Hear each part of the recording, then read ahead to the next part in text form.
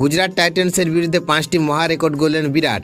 এখন ধরাছোঁয়ার বাইরে কিং কোহলি। বন্ধুরা, আপনারা যদি দেখতে চান কোন 5টি বিশ্ব রেকর্ডগুলো বিরাট কোহলি, তাহলে ভিডিওটি শেষ অবধি দেখতে হবে। চ্যানেলটিকে সাবস্ক্রাইব করে একটা লাইক দিতে হবে এবং নোটিফিকেশন বেল আইকন দাবাতে হবে।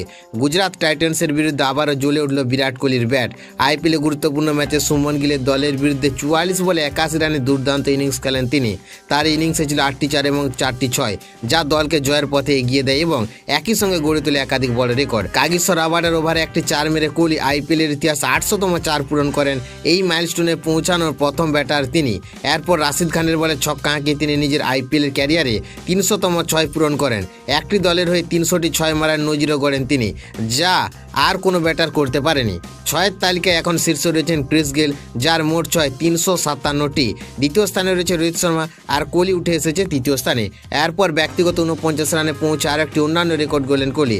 বিশ্বের প্রথম ব্যাটার হিসেবে একটি দেশের হয়ে 10,000 টি20 পূরণ করেন তিনি।